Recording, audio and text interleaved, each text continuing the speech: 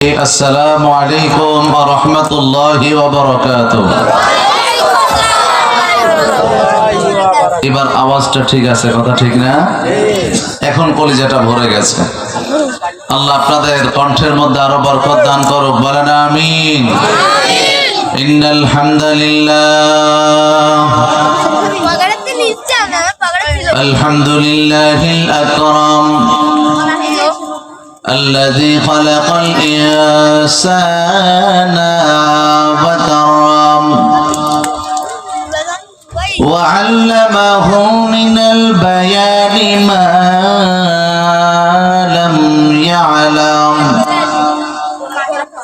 فسبحان الذي لا يحصى امتنانه باللسان ولا بالقلم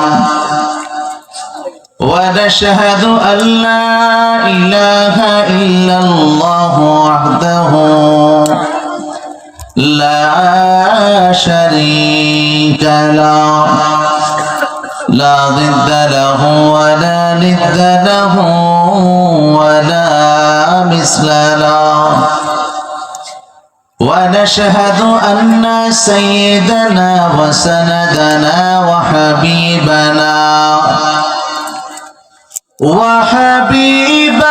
ربنا وطبيب قلوبنا ومولانا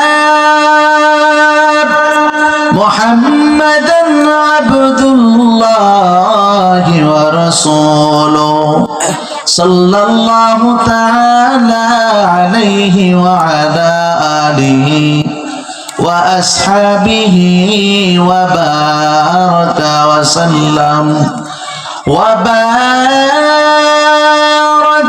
وسلم تسليما كثيرا الذي أرسله الله تعالى بالحق بشيرا ونذيرا وداعيا إلى الله بإذنه وسراجا منيرا أما بعد فأعوذ بالله من الشيطان الرجيم بسم الله الرحمن الرحيم تبت يدا أبي لهب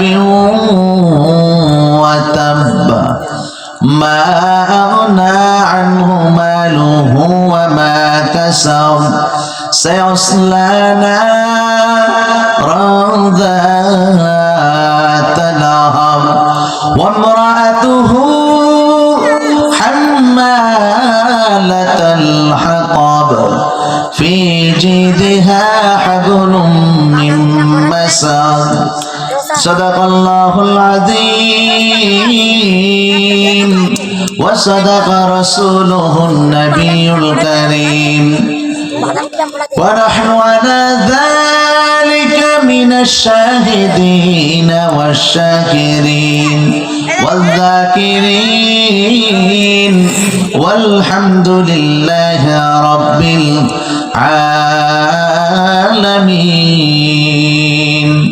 وقال النبي صلى الله عليه وسلم اللهم بارك لنا في رجب وشعبان وبلغنا رمضان أو كما قال عليه الصلاة والسلام. شكرا درود إبراهيم পড়ি اللهم صل على محمد وعلى آل محمد كما صليت على إبراهيم وعلى آل إبراهيم إنك حميد مجيد. اللهم بارك على محمد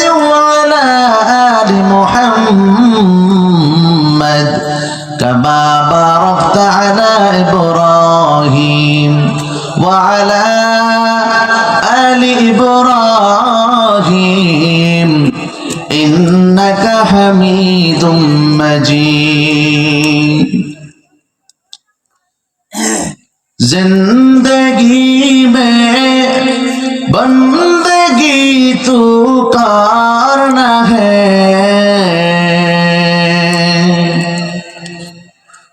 जिंदगी में बंदगी तू करना है, जिंदगी में बंदगी शर्मिंदा है, जिंदगी में बंदगी शर्मिंदा है। आए थे हम कुछ न कुछ खरीद को, जैसे हो रोशन मेरे क़ल्ब रहा,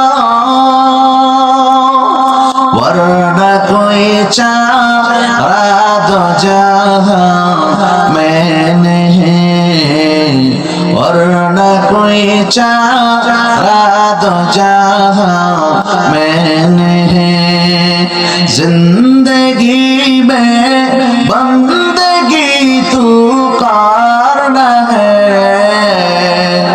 जिंदगी में बंदगी शर्मिंदा है, जिंदगी में बंदगी शर्मिंदा है।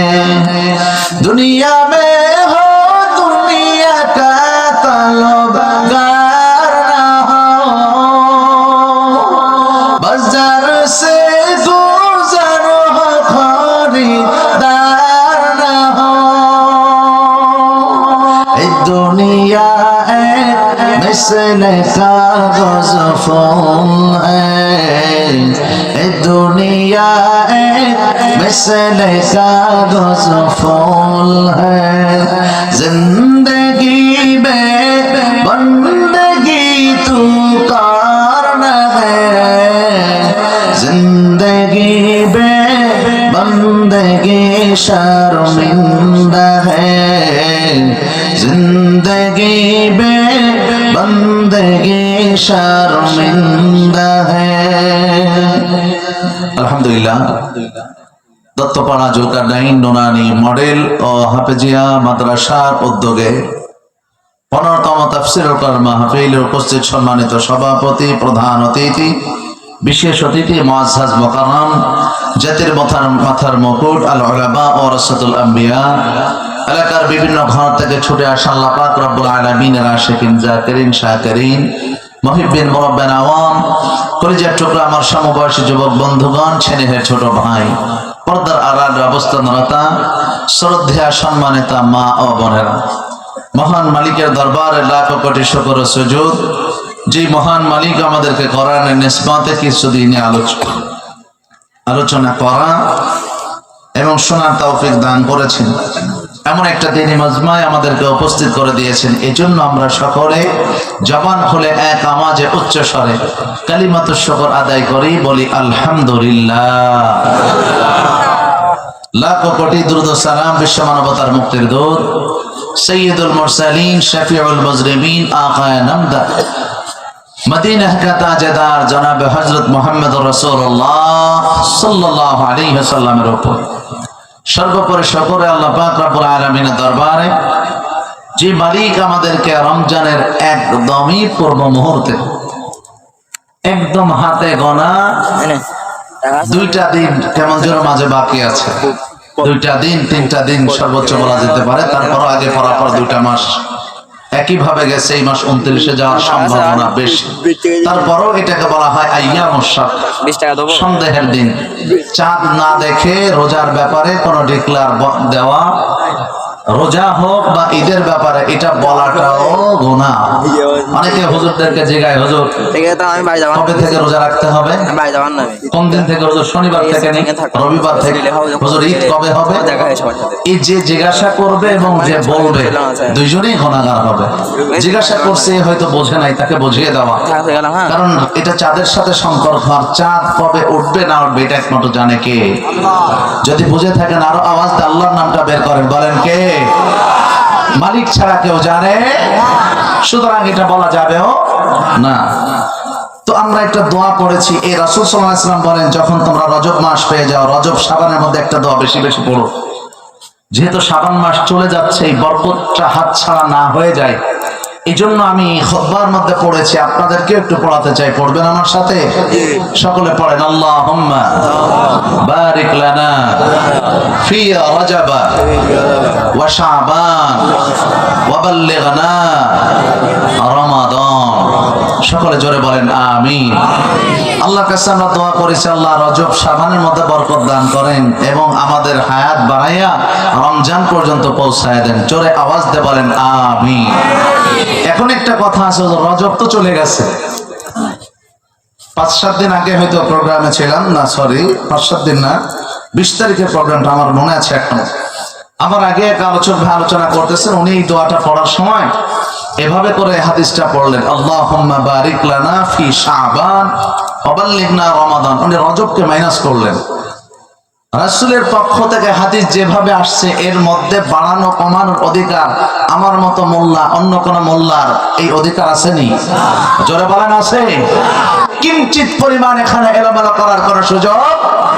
কোরআনের মধ্যে আল্লাহ তাআলা নিজে বলেন, সাহাবা ইকরাম সহ আমাদেরকে বলেন, সমগ্র মানুষকে বলেন, মুহাম্মদুর রাসূলুল্লাহ যদি কোরআনের মধ্যে একটা আয়াত আকপাস করত, একটু বাড়িয়ে কমিয়ে বলতো, আমি আল্লাহ নিজে তার হাত চেপে ধরতাম। জোরে বলেন ঠিক কিনা? সুতরাং আল্লাহ যদি এই কথা বলতে পারে, আমার মতো মোল্লা, আমার মতো সলির মধ্যে কলির মধ্যে বাড়ানো কমানোর কোনো সুযোগ। আমি সাথে সাথে বললাম যে এটা ভুল হয়েছে, ভুল করেছেন। কারণ কি জানেন, উনি চিন্তা করছে রজব চলে গেছে, শাবানের কথা বলে চালিয়ে দেই। এই বছর রজব চলে গেছে, আগামী বছর রজব আছে না নাই? জোরে বলেন। আমি হাদিসের ব্যাখ্যার মধ্যে পেয়েছি, এই দোয়াটা যদি কেউ শাবানে এসে পড়ে, আল্লাহ আগামী বছর রজব পর্যন্ত তার হায়াতকে বাড়ায় দেবে। এটা শুনে আপনারা খুশি হন নাই? যদি হয় খুশি, আওয়াজ পাবে বেশি। কথা বলে ঠিক ঠিক না? এই জন্য একটা আওয়াজ দিয়ে বলেন সুবহানাল্লাহ। এই জন্য আপনারা যখন দোয়াটা পড়বেন, পরিপূর্ণভাবেই পড়বেন, আল্লাহ আপনার হায়াত বাড়িয়ে দেবে। এই দোয়াটার কথা পাওয়া যায়, যদি কেউ দোয়াটা পড়ে আল্লাহ তার হায়াত বৃদ্ধি করে দেয়। সুবহানাল্লাহ। আমি আপনাদের খেদমতে একদম পরিচিত একটা সূরা তেলাওয়াত করেছি। সূরাটার নাম কি? সূরাতুল লাহাব। অনেকে লাহাব বললে চিনবো না, যদি বলে তাব্বাত ইয়াদার সূরা কে কে চেনেন? সবাই চিনবো, কথা ঠিক কি না? আলহামদুলিল্লাহ সূরা বললে সবাই চেনে, সূরা ফাতিহা বললে চিনে। যদি বলে আলাম তারার সূরা কে কে চেনেন? সবাই চেনে। ফিল বললে চিনে। সূরা কাউসার বললে চিনে না, ইখলাস বললে চিনে না, কুল হুয়াল্লাহু সূরা, ইন্না আতাইনাস সূরা বললে সবাই চিনে। কথা ঠিক কি না? হ্যাঁ, এটাই বাঙালির স্বভাব। হজ করতে গেছে, হজ করে আসার পর হাজী সাহেবকে জিজ্ঞাসা করছে, হাজী সাহেব, ইমাম সাহেব জিজ্ঞাসে, হজ তো করতে গেলেন, কেমন দেখলেন? হুজুর, হজ তো করতে গেলাম, ওখানে বাংলার কোনো কারবার নাই, শুধু আরবি আর আরবি, খালি 4টা জিনিস বাংলা পাইছি। কয়টা? জোরে বলেন। ইমাম সাহেব পাই কি কি বাংলায় পাইছেন? হুজুর, আযান, ইকামত, আলহামদুলিল্লাহ, সালাম, এই 4টা বাংলা। আযান, ইকামত, আলহামদুলিল্লাহ আর কি সালাম বাংলায় পাইছে, আর সব কি আরবিতে। তাহলে বোঝা গেল এই চাচা আমার খাঁটি বাঙালি। কথা বলে ঠিক ঠিক না? ও মুসলমান, এই সূরাটা তেলাওয়াত করেছে, সূরাটার নাম সূরাতুল লাহাব। কোরআনে কারিমার মধ্যে রাসূল সাল্লাল্লাহু আলাইহি ওয়াসাল্লামের জীবনী নিয়ে যদি আলোচনা করি, আপনাদেরকে শোনানো হয়, রাসূলের 40 বছরের জীবনে আপনার কাছে যদি পেশ করা হয়, কোনো দ্বন্দ্ব নাই, কোনো ঝামেলা নেই। কিন্তু রাসূলের 23 বছরের জিন্দেগি যখন রাসূলুল্লাহ হলেন, এই 23 বছরের জীবনে যখন সমাজের কাছে পেশ করা হয়, রাসূলের যেমন বাধা এসেছে, এখনো সমাজে বাধা আছে না নাই? জোরে বলেন, আছে না নাই? এখনো বাধা আছে। সুতরাং শুধুমাত্র 40 বছরের জীবনের মধ্যে সীমাবদ্ধ নয়, রাসূলুল্লাহ তার 23 বছরের জীবনে যেমন ভাবে সমাজের মধ্যে বাস্তবায়ন করার চেষ্টা করেছে, এভাবে আমাদেরকে বাস্তবায়ন করতে হবে। কথা বলেন ঠিক ঠিক না? আর যখনই এটা বাস্তবায়ন করবেন, তখন 100% আপনার উপরে বাধা আসবে। কথা বলেন ঠিক না? আপনি বাধা ছাড়া কথা বলতে পারবেন না। ঠিক তেমনি ভাবে সূরাটা নাজিলের প্রেক্ষাপটে আপনি যদি চলে যান, 40 বছর পর্যন্ত রাসূলের উপরে কোনো নবুয়ত আসে নাই। 40 বছর পরে যখন নবুয়ত আসলো, রাসূল সোজা সাফা পাহাড়ের উপর চলে গেছে, দাওয়াত দিয়েছে, মক্কার কাফেরদেরকে ডাকছে। ডাকার পর রাসূল দাওয়াত দিলেন, এক আল্লাহর ইবাদত করো, শিরক করো না, গুনাহ করো না, আমি মুহাম্মদকে নবী বলে মানো। সমস্ত কাফেররা এক মুহূর্তে রাসূলকে অস্বীকার করছে, কিন্তু এর মধ্যে চরম পর্যায়ের বেয়াদবি করেছে রাসূলের একদম আপন চাচা আবু লাহাব। আবু লাহাব হাতের মধ্যে বালু নিয়ে রাসূলের চেহারার দিকে ছুটছে। যেহেতু রাত বেশি হয়ে গেছে, এই জন্য আমি আলোচনা লম্বা না করে, ভূমিকা বেশি না টেনে সংক্ষেপে আলোচনায় ঢুকছি। রাসূলের চেহারার দিকে যখন বালুগুলো ছুটছে, আচ্ছা আপনাদেরকে একটা প্রশ্ন করি, আমার আপনার মালিক এটা দেখছে কি দেখে নাই? একটা আওয়াজ দিয়ে বলেন, দেখছে কি দেখে নাই? আল্লাহর সাথে সাথে আয়াত নাজিল করে দিয়েছে, আবু লাহাব বালু ছড়ে আর বলে, মুহাম্মদ ধ্বংস হয়ে যাও। বলেন না নাউযুবিল্লাহ। আল্লাহর সাথে সাথে আয়াত নাজিল করে দিলেন, তাব্বাত ইয়াদা আবি লাহাবিন ওয়া তাব্বা। আল্লাহ তাআলা বলেন, আবু লাহাব, খবরদার আবু লাহাব, সাবধান হয়ে যা, আমি আমার রাসূলের উপর যে হাত উঠেছে আবু লাহাব। রাসূল জবাব দেয় না, আমি আল্লাহ নিজে যথেষ্ট হয়ে গেলাম। তাব্বাত ইয়াদা আবি লাহাবিন ওয়া তাব। আল্লাহ তাআলা ডাক দেয়, আবু লাহাব নিজে ধ্বংস হ, তোর হাত দুটোর সাথে ধ্বংস হয়ে গেল আবু লাহাব। এ মুসলমান ইমানদার, আল্লাহ নবী আমার 40 বছর বয়স, রাসূলের উপর ওহী আসে নাই। 40 বছর বয়সে পদার্পণ করার পর রাসূলের উপরে যখন ওহী নাজিল হয়, আল্লাহর নবীর আশা নিয়ে, বহুত মোহাব্বত আর মায়া নিয়ে সরাসরি চলে গেছে সাফা পাহাড়ের উপর। সাফা পাহাড়ের উপর উঠিয়া আল্লাহ নবী আমার মক্কার সমস্ত কাফেরদেরকে এক এক করে ডাক দেয়, সবাইকে ডাকলেন, সবাই পাহাড়ের কাছে আসছে। আসার পর আল্লাহ নবী সবাই ডাক দেয়, জায়গায় বলো, আমি মুহাম্মদকে তোমরা কেমন চিনো, কেমন জানো? মক্কার কাফেররা তো সবাই ডাক দেয়, মুহাম্মদ আনতা সাদাকতা আনতা আলামিন, ও মুহাম্মদ তুমি সত্যবাদী, তুমি বিশ্বাসী মুহাম্মদ। আল্লাহ নবীকে সবাই ভাবে প্রশংসা শুরু করেছে। হে মুসলমান ইমানদার, আল্লাহ নবীকে আল্লাহ এত আকাশ জন্মে সম্মান দিয়েছিলেন। আল্লাহ সূরা দোহার মধ্যে ডাক দিয়ে কয়, ওয়ালাল আখিরাতু খায়রুল লাকা মিনাল উলা। নবী আপনার সম্মান আমি আল্লাহ এখন এর চাইতে পরবর্তী সময় আপনার সম্মানকে আমি আল্লাহ বাড়ায় দেব। ও মুসলমান বলেন, আল্লাহ নবীর সম্মান আল্লাহ বাড়াইছে না কমাইছে? আর আওয়াজ দিয়ে বলতে হবে, বাড়াইছে না কমাইছে? একটা আওয়াজ দিয়ে বলেন, আল্লাহু আকবার, লিল্লাহি তাকবীর। নবীর উম্মতের দল, আল্লাহ নবী আমার সবাইকে যখন একের পর এক দাওয়াত দিলেন, দাওয়াত রাসূল ডাকতে পারেন, লা তুশরিক বিল্লাহ ইন্নাশ শিরকা লাযুলুমুন আযীম। শিরক হলো জগতের শ্রেষ্ঠ গুনাহ। শিরকের মতো জঘন্য গুনাহ জগতের মধ্যে আর কিছু নাই। কয়েকদিন আগে চলে গেল শবে বরাত, লাইলাতুন নিসফি মিন শাবান, শাবানের মধ্যবর্তী রজনী গেল না?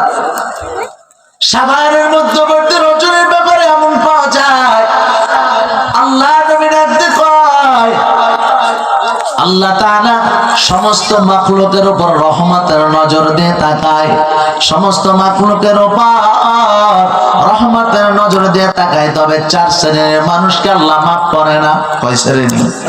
জোরে বলেন। 4 শ্রেণী। 1 নম্বর বলা হয় ইল্লা লিল মুশরিকিন, যারা মুশরিক, শিরকের গুনাহ যাদের আমল আছে, আল্লাহ তাদেরকে ক্ষমা করবে না। 2 নাম্বার, শিরকের গুনাহ করবা না। 1 নাম্বার করবা না। 2 নাম্বার আও মুশাহিদিন, 2 নাম্বার বলে যারা হিংসা করে, অহংকার করে। হিংসার গুনাহ বড় ভয়ঙ্কর, অহংকারের গোনাটা বড় জঘন্য গোনা। কারণ অহংকার, দম্ভিকতা আর বড়ত্ব একমাত্র কাকে মানায়? জোরে বলেন, একটা আওয়াজ দিয়ে বলেন না আল্লাহ, আরো দিয়ে বলেন আল্লাহ। ও মুসলমান ইমানদার, আল্লাহর নামটাকে একটু জবান দিয়ে বের করবেন। কারণ আল্লাহর নাম আজকে আমি আপনি নামাই দেওয়ার কারণে জমিনে উঁচু করতে পারি না। এই জন্য আজকে মুসলমান পদে পদে এত লাঞ্ছিত হয়। রাসূলের চাচাতো ভাই জাফর ইবনে আবি তালেব আল্লাহর দ্বীনের জন্য একটা হাত কাটায়, এক হাত থেকে পতাকা পড়ে যায়, অন্য হাত দিয়ে উঁচু করে ধরে, অন্য হাতের উপরে যখন আঘাত করা হয় অন্য হাতটা কাটিয়া যায়, আল্লাহর দ্বীনের কালিমাটাকে পড়তে দেয় না, বুকের উপর বিছাইয়া দেয়। আল্লাহ নবীকে আল্লাহ এই ঘটনাটা যখন দেখানোর পর আল্লাহ নবী আমার চোখ দিয়ে দর দর করে পানি বের হওয়া শুরু হয়ে যায়। জিবরাইল আমিন হাজির, জিবরাইল এসে দেখতে পাই নবী গো, ঘটনাটা একটা দেখছেন আর একটা ঘটনা দেখেন নাই। আল্লাহ তাআলা জানায় দেয়, তাই নবী আমার আপনার চাচাতো ভাই কোরআনের জন্য, দ্বীনের জন্য একটা হাত না দুইটা হাত কাটায় দিয়েছে। আল্লাহ তাআলা জান্নাতের মধ্যে তাকে দুইটা পাখনা দিয়ে দিয়েছে, দুইটা বাহু দিয়েছে। একটা আওয়াজ দিয়ে বলেন না সুবহানাল্লাহ।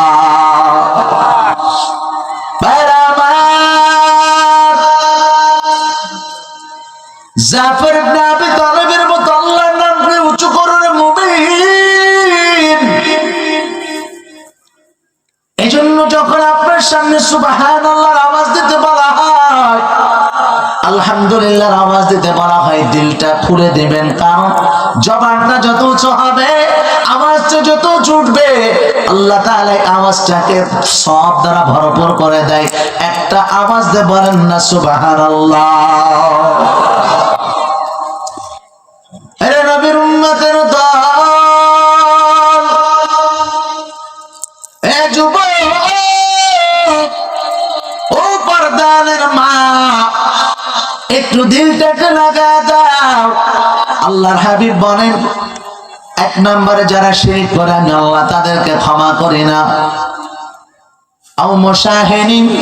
যারা অহংকারের মধ্যে জড়িত হয়, কারণ অহংকার, এই দম্ভিকতার গর্ভ, এটা একমাত্র আল্লাহ ছাড়া কাউকে মানাই না। কারণ এই জগতের মালিক আল্লাহ, পালন করনে আল্লাহ, আল্লাহ সবকিছুর মালিক যিনি, অহংকার করনে একমাত্র আল্লাহ। এই জন্য বলা হয় অহংকারের জিনিসটা মানুষের দ্বারা সাজাই না, মাখলুকের দ্বারা এটা হয় না, করবে না, এটা একমাত্র আল্লাহ করবে। তিন নাম্বার বলা হয় মজ্জানি, যারা জিনার গুনাহ করেছে, তওবা যদি না করে আনায়, কাতালান নাস। 4 নম্বরে বলা হয় যারা মানুষ হত্যা করেছে। এখন আপনি মনে মনে বলবেন, হুজুর মানুষ হত্যা তো জীবনে কখনো করেই নাই। আরে মানুষ হত্যা শুধুমাত্র যদি এমনটা চিন্তা করো শুধুমাত্র মানুষকে হত্যা করছো এটাই হত্যা, না না না। অনেক সময় দেখবেন অবৈধ সম্পর্কের মধ্যে বাচ্চা নষ্ট করে ফেলায়। অনেক মা বাবা এমন আছে, সন্তানটা সন্তান চলে আসে, খাবার কেমনে হবে, 2টা বছর যাক তারপরে সন্তান নেব, এত আগে কেন চলে আসলো, ওষুধ প্রক্রিয়ায় সন্তানগুলোকে নষ্ট করে ফেলায়। এমন জাহেল মা বাবা সমাজে আছে না নাই? আওয়াজ দেব আছে না নাই? মুসলমান ইমানদার গো, এটাও মানুষ হত্যার গুনাহ। খবরদার, খবরদার, রিজিক দেওয়ার মালিক কে? জোরে বলেন। আপনার রিজিক দেওয়ার মালিক যদি আল্লাহ হয়, আপনার সন্তানের রিজিক দেওয়ার মালিক আল্লাহ। এজন্য চিন্তা করবেন না। এ ভাইরা আমার, এই 4টা গুনাহ থেকে আপনি হেফাজত থাকবেন। আল্লাহ নবী ডাক দিয়ে কয় শিরক করবা না, ইন্নাশ শিরকা লাযুলুমুন আযীম। এই কথাগুলো বয়ান করার পর মক্কার কাফেরদেরকে কিতাবের মধ্যে এভাবে পাওয়া যায়। আল্লাহ নবী ডাক দিয়ে কয়, গোটা জগতের কাছে যদি আমি মুহাম্মদ মিথ্যাটা বলিয়া ফেলতাম, তোদের কাছে মিথ্যা বলতাম না। এই আমি মিথ্যা বলি না, তোমরা ভালো করেই জানো। সবাই বলেছে আমি সত্যবাদী। আল্লাহ নবী বলেন, এই সাপা পাহাড়ের পিছনে যদি বলি তোমাদের জন্য শত্রু দাঁড়ায় আছে, কি বিশ্বাস করবা? কাফেররা বলে মুহাম্মদ তুমি সত্য বলেছো। জোরে বলেন আল্লাহু আকবার। আর যারা বলেন আল্লাহু আকবার। রাসূলের প্রতি তাদের আস্থা কতটা বিশ্বাস ছিল, বলে মুহাম্মদ সত্য বলেছে। আল্লাহর নবী আমার ডাক দেখো, যদি সত্য বলা হয় তাহলে আমাকে মেনে নাও, আমাকে মানো, আমি মুহাম্মদ আল্লাহর নবী, আল্লাহর রাসূল। রাসূলের চাচা হাতটা বাড়ায় দিয়েছে, মুহাম্মদ কত ভালো মনে করতাম, আজকে বাপ দাদার ধর্ম থেকে আমাদেরকে বের করে ফেলাও, মুহাম্মদ তুমি ধ্বংস হয়ে যাও। রাসূলকে বদদোয়া করলেন। আল্লাহ তাআলা ডাক দেখে, আবু লাহাব তাব্বাত ইয়াদা আবি লাহাবিন ওয়া তাব, যে হাত উঁচু করছিস হাত তো ধ্বংস হবে, হাতের সাথে নিজেও ধ্বংস হবে। একটা আওয়াজ দেখুন না সুবহানাল্লাহ। দ্বিতীয় আয়াতের মধ্যে আল্লাহ তাআলা ডাক দেখো, মা আগনা আনহু মালুহু ওয়া মা কাসাব। তাফসীর ইবনে কাসিরের মধ্যে দেখবার যুগ আল্লাহ তাআলা ডাক দেখো, আবু লাহাব তোর যে মাল সম্পদ আছে, যে সন্তানগুলো আছে, এগুলো পাকাজ করে দিলাম, এগুলো কোনো কাজে আসবে না। এখন একটা প্রশ্ন আসতে পারে, হুজুর আমার আবু লাহাব নিজে বদদোয়া করছে, কিন্তু আল্লাহ কেন আবু লাহাবের মাল আর সম্পদের কথা বললেন, কেন তার সন্তানের কথা বললেন? প্রশ্ন আসতে পারে কি না? জোরে বলেন, আসতে পারে কি না? আসাটাই স্বাভাবিক। আল্লাহ নবী যখন আখিরাতের কথা বলে, আবু লাহাব এক আল্লাহকে ভয় কর, ও চাচা আমার। আবু লাহাব ডাক দেখায়, মুহাম্মদ তোমার আল্লাহ যদি সত্য হয়, নাউজুবিল্লাহ বলেন, তোমার আল্লাহ যদি সত্য হয়, কিয়ামত যদি সত্য হয়, কিয়ামতের ময়দানে এই তাফসীরে ইবনে কাসিরের মধ্যে ভাবে আসছে, আমার সম্পদ আর আমার সন্তান যা আছে এগুলা তোমার আল্লাহকে আমি ঘুষ হিসাবে, উপঢৌকন হিসাবে দিব। একটা আওয়াজ দিয়ে বলেন না নাউজুবিল্লাহ। আল্লাহকে ঘুষ দিতে চাই, কত বড় জালেম হলে এই জাতীয় জঘন্য কথা বলতে পারে। এই জন্য আল্লাহ তাআলা ডাক দিয়ে বলে, ওর মাল সম্পদ সন্তান এগুলোকে আমি কি করে দিলাম, সব বাতিলের খাতায় ফেলে দিলাম।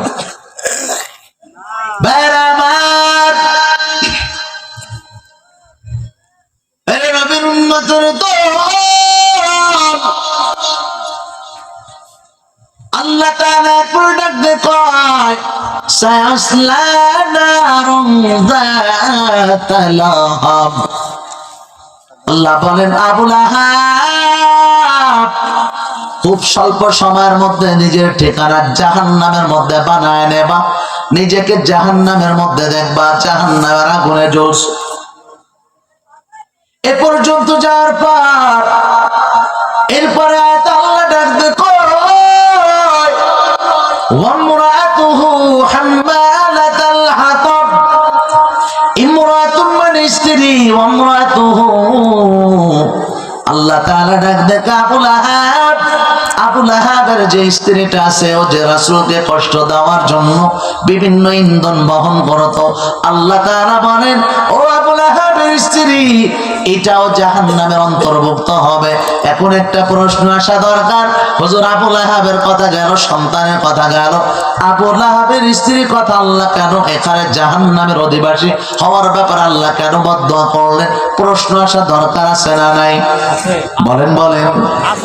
আবু লাহাবের স্ত্রী উম্মে জামিল এই সূরা লাহাবের তাফসীরের মধ্যে পাওয়া যায়। তাফসীর ইবনে কাসিরের মধ্যে আসছে একটা ঘটনা, এমন না হয় বলে সূরা লাহাবটা যদি আপনাদেরকে প্রশ্ন করে, সূরা লাহাব কোরআনের মধ্যে আল্লাহ নাজিল করেছেন আরবিতে না বাংলায়? সবাই যদি বুঝেন বলেন। আরবিতে। আরবিতে যদি নাজিল করা হয়, এই আরবি ভাষা মক্কার মানুষ যেমন বোঝে, আবু লাহাবের পরিবারও বোঝে কিনা? এই সূরাটা যে ওদের পুরো পরিবারের বিপক্ষে গেছে, সাথে সাথে বুঝে ফেলছে। আম্মা জান আয়েশা ঘটনাটা উনি বর্ণনা করে ডাক দেখো, ও সাহাবীদের দল,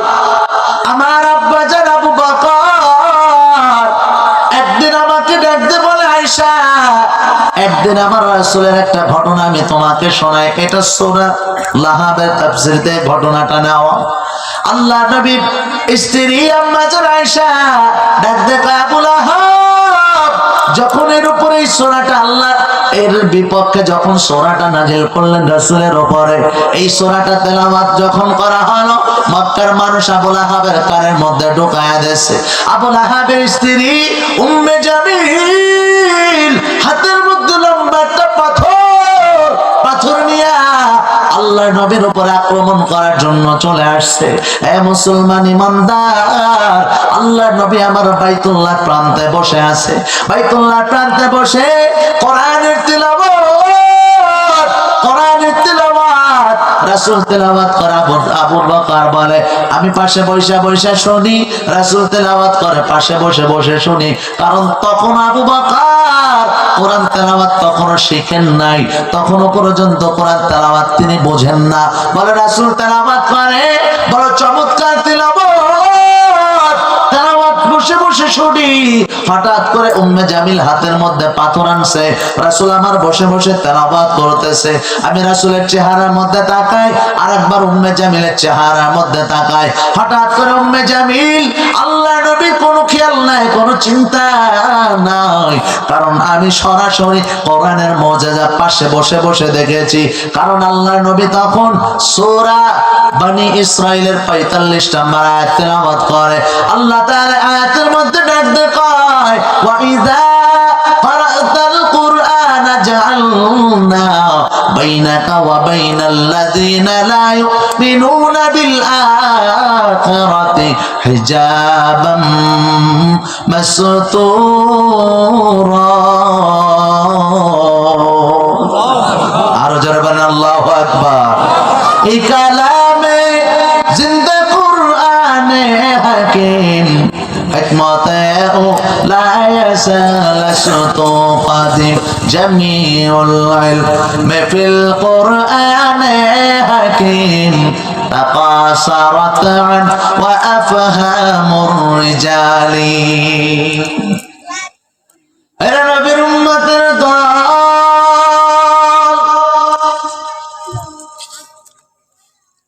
কোন গাছের মুসলমানের আল্লাহ তাআলা আয়াতের মধ্যে ডাক দিয়ে কয়, যারা পরকালে বিশ্বাস করো আর যারা পরকালে বিশ্বাস করে না, যখন আমার নেককার বান্দা তেলাওয়াত করে আমি আল্লাহ এই দুই শ্রেণীর মানুষের মধ্যে পর্দা টেনে দেই। জোরে একটা আওয়াজ দিয়ে বলতে হবে আল্লাহু আকবার। আবু বকর ডাকতে বলে আমি তাকাছি, এই সময় নবী আমার তেলাওয়াত করে। উম্মে জামিল আয়েশা আমার ডাকতে কয়, আবু বকর তোমার বন্ধু মুহাম্মদ কই? অথচ আল্লাহ নবী পাশে বসে আমার তেলাওয়াত করে। উম্মে জামিল দেখে না। ও মুসলমান বলো, এই উম্মে জামিলের চোখের মধ্যে এবং কানের মধ্যে পর্দা টেনে দিয়েছে কে? জোরে বলেন আল্লাহু আকবার।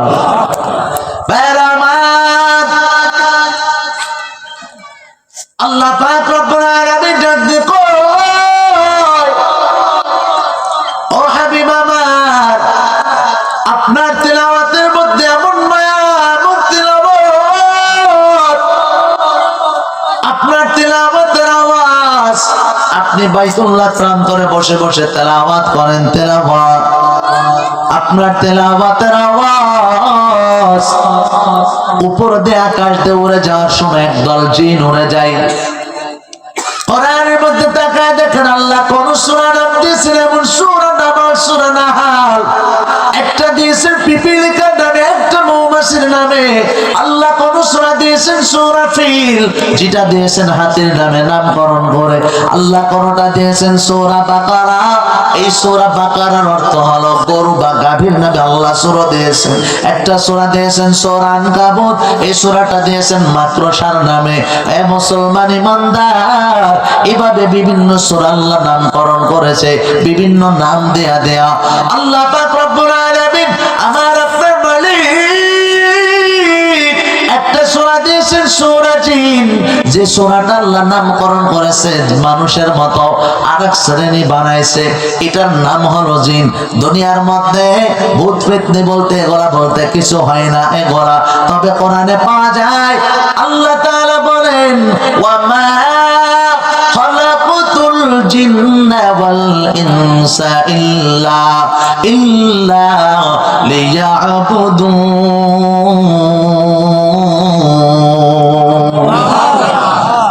আতিনা ফি দার দুনিয়ানা হাসান, আতিনা ফি দারে উকবানা হাসান, ইয়া গিয়াসাল মুস্তাগীসিনা হদিনা লফতিখারা বিল উলুমি ওয়াল গিনা কাদরে কুদরতু দারি বার কামাল আনতা রব্বি আনতা হাসবি যুল জালাল তুহি কাদের জলিলুল্লাহ জাহাদার বহর হালে তুহি মেরা নিগাহদার। একটা আওয়াজ দে বলেন না আল্লাহু আকবার।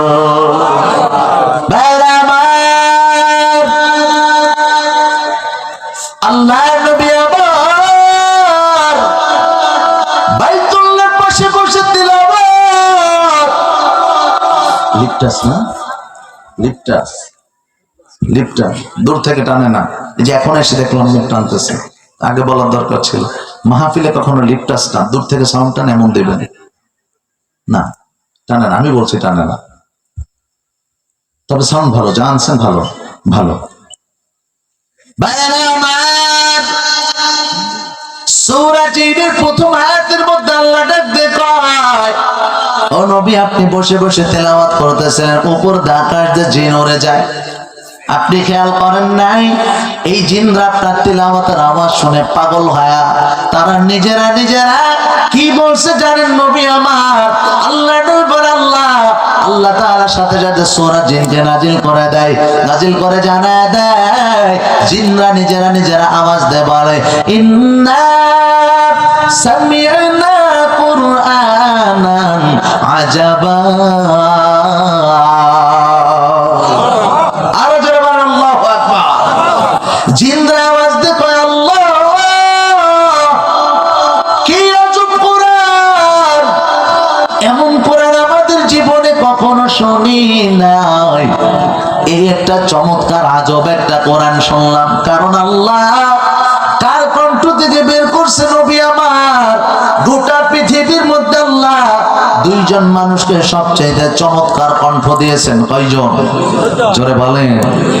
এক নাম্বার আমার আপনার নবী মুহাম্মদ সাল্লাল্লাহু আলাইহি ওয়াসাল্লাম, দুই নাম্বার হলো হযরতে দাউদ আলাইহিস সালাতু ওয়াস সালাম। এ মুসলমান ইমানদার, হাদিসের মধ্যে পাওয়া যায় কিয়ামতের ময়দানে আল্লাহ তাআলা জান্নাতীদেরকে কনফারেন্স করে বসায় দেবে, দাউদ আলাইহিস সালাম বসে তেলাওয়াত করবে। এখন প্রশ্ন, হুজুর আমার দাউদ নবীর উপরে তো কোরআন নাজিল হয় নাই, তাহলে দাউদ নবী কেমনে তেলাওয়াত করবে? হাশরের ময়দানে আল্লাহ এক মুহূর্তে আল্লাহর আদেশে দাউদ আলাইহিস সালামের সিনার মধ্যে আল্লাহ তাআলা পুরা 30 পারা কোরআন ঢোকায়া দেবে। একটা আওয়াজ দিয়ে বলেন না সুবহানাল্লাহ। আল্লাহ তাআলা দাউদ নবীর সিনার মধ্যে পুরা 30 পারা কোরআন ঢোকায় দেওয়ার পর দাউদ নবীর তেলাওয়াত শুনে হাসরে মানুষ চিন্তা করবে আল্লাহ এত চমৎকার কণ্ঠ আপনি মানুষকে দিয়েছিলেন, কত চমৎকার। এরপর আল্লাহর নবীকে বলবে, নবী আমার নবী দাউদ তেলাওয়াত করছে, এবার আপনি তেলাওয়াত করেন। আল্লাহর নবী তেলাওয়াত শুরু করবে, সূরা ইয়াসিন তেলাওয়াতের আওয়াজ, রাসূল তেলাওয়াত শুরু করবে, ইয়াসিন ওয়াল কুরআনিল হাকীম ইন্নাকা লামিনাল মুরসালিন। আল্লাহ নবী তেলাওয়াত শুরু করবে, নবীর তেলাওয়াতের আওয়াজ কিতাবের মধ্যে এমন পাওয়া যায় দাউদ আলাইহিস সালামের চাইতে 70 গুণ কণ্ঠ আমার আল্লাহ তিনার হাবিব হাবিবের কণ্ঠর মধ্য থেকে বের করে দিবে। ও মুসলমান, একটা আওয়াজ দিয়ে বলেন না সুবহানাল্লাহ। তুমি অন্তরে, তুমি নয়নে, তুমি জীবনে, তুমি মরণে, ও প্রাণের নবীরে। কথা বলেন ঠিক না? তুমি অন্তরে, তুমি নয়নে, তুমি জীবনে, তুমি মরণে, ও প্রাণের হাবিব গো। সবাই একটা আওয়াজ দিয়ে বলেন মারহাবা। এরে নবীর উম্মতের দল,